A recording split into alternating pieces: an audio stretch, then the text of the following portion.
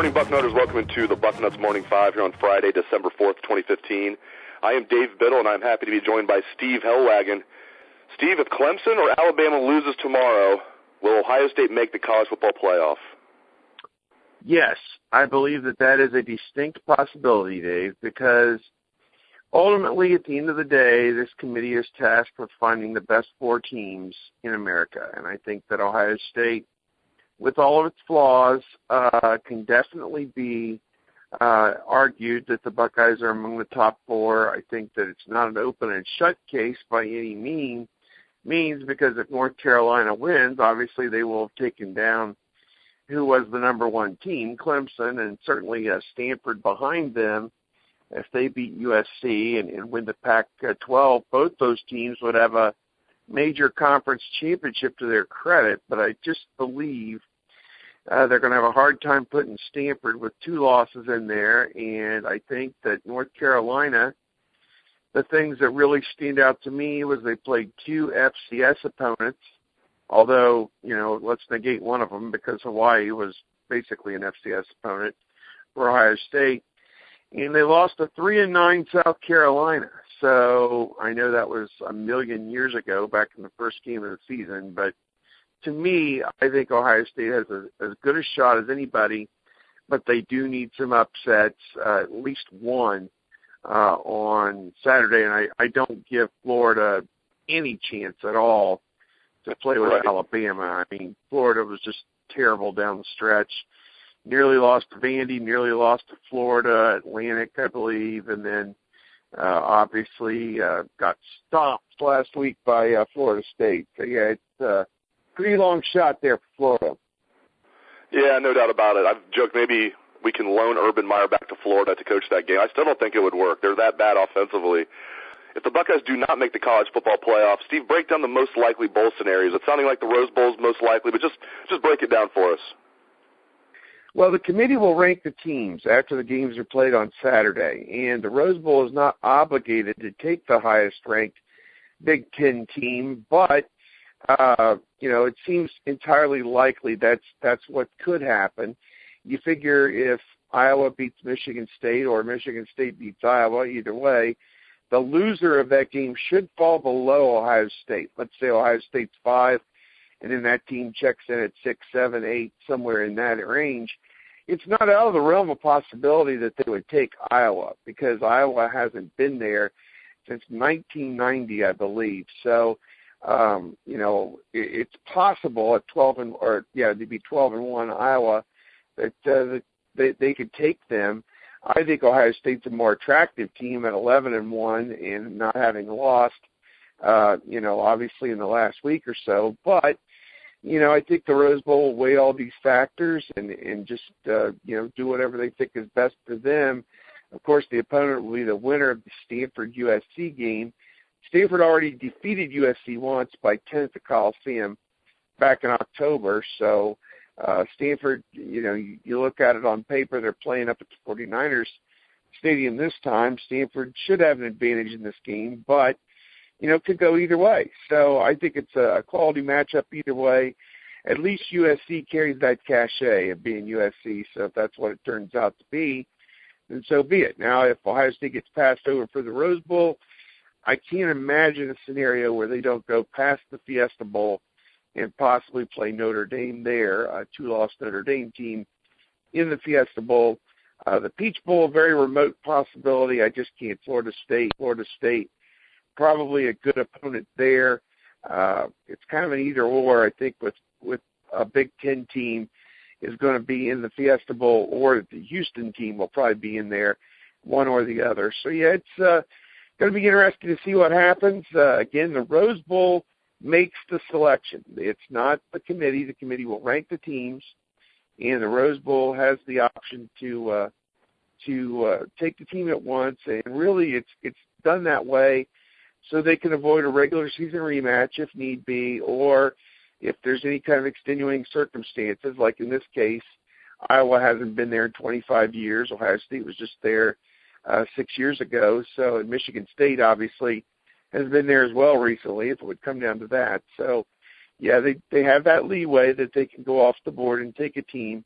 I don't think you'll ever see him take a team that's 8 or 9 spots below the highest available team, I think. But if the rankings are very close, they do have the leeway to do what they want to do. Let's switch gears to the high school level, Steve. Akron Hoban beat Toledo Central Catholic last night for the Division III state championship at Ohio Stadium. You were there covering it. They won the game 33-20. A couple of Ohio State commitments in the 2017 class are stars for Hoban. Quarterback Danny Clark was 4 of 12 for 125 yards with 2 touchdowns. Also had a key 20-yard run, as you pointed out in your piece on Bucknuts. And running back Todd Sibley, 33 carries, 162 yards, and a touchdown, that being an electrifying 55-yard run. Steve, look into the future. Danny Clark and Todd Sibley, how do you see them at the collegiate level? How do you see them as Buckeyes? Well, I'll start with Sibley. I thought he was dynamite last night. He basically put the team on his shoulders because they really didn't throw the football, and they really kind of put the game in his hands. And he had to leave the game at the end, and for some reason they handed it off to the backup, and the backup fumbled it away. And that made no sense to me, but it also illustrated how important Todd Sibley was. He is rock solid to me. He seems like a real solid kid. And, he's around 200 pounds. He's not real tall, but he's got that low center of gravity, good explosion, and he could be a very good running back in Ohio State system. Ezekiel Elliott has spoiled, I think, Ohio State fans going forward because he is a once a decade, once a generational type running back. I think that everybody's going to be compared to him going forward, but I do like Sibley, and I think he could be a good piece. In my mind, they're going to have to go running back by committee for at least a year or two, and he can be part of that when he gets there in 2017. I don't see any reason why not him and Mike Weber and whoever else. But, I really liked him. And, of course, Clark, the knock on him, obviously, 4 of 12 passing, not very impressive. It wasn't a great night to throw the football. It was kind of windy. But, again, he did hit the 2 touchdown passes, which were awesome. But then he throws a couple that you just kind of scratch your head like, really that, you've got to complete those throws. So I think he is a work in progress. He's played a lot of football. He started 3 years now at the high school level, 2 years at Massillon, and then helped his team win the state championship at Hoban. And I think that his best football is ahead of him. He is 6'4", 230 pounds, so he kind of brings that Cardale frame to the game, which you need at the Big Ten level. And I just think that it's going to take some refinement and some development to get him to where they want him to be. But I think that he's got the raw skills, and he's a great leader as well, it appears, and very impressed with the way he handled himself, I think, on the whole, watching him play last night. The Ohio State basketball team might actually get a win tomorrow, Steve. The 2-4 basketball Buckeyes will host VMI tomorrow at 4:30. It'll be televised on Big Ten Network. They might actually get a win. They might actually move to 3-4 on the season, Steve. Yeah, that's crazy to think about it. Thad Matta, in his college coaching career, I believe 16 years, has never been under 500 until this past week. Obviously, they lost now, 4 games in a row. And at Ohio State, they've never lost more than 4 games in a row in his time. It's the first time Ohio State's lost 3 straight home games back to the, I believe it was Jim O'Brien's first year at February of 98. So a lot of firsts and worsts and not what you want to see. And yet they gave Virginia a very good game there on Tuesday night. Just couldn't make the plays down the stretch that they needed to make to win the game. They got away from what they were trying to do. They were midway through the second half. They were in the game. We had a few possessions where, just things didn't go their way, and Virginia pulled it out. But Virginia, a veteran team, and obviously a top 10 team. So, the Buckeyes looking to get back into the winning column with BMI. I think they play Air Force next week, and then they'll go up to Connecticut next Saturday.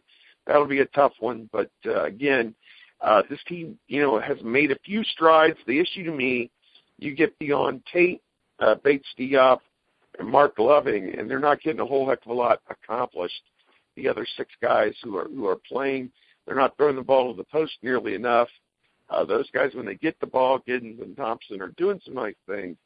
But otherwise, just stick with it, I guess, and see what direction it goes. It's not an NCAA team at this point, obviously, and, just build from there and see where they get to. Great insights, as always, out of Steve Helwagen. Thank you very much, Steve. Buckeye fans, get your Carolina Blue out tomorrow. Thanks for tuning into the show. I appreciate it. Hope everybody has a great day and a great weekend. Take it away, Best Damn Band. Go Heels.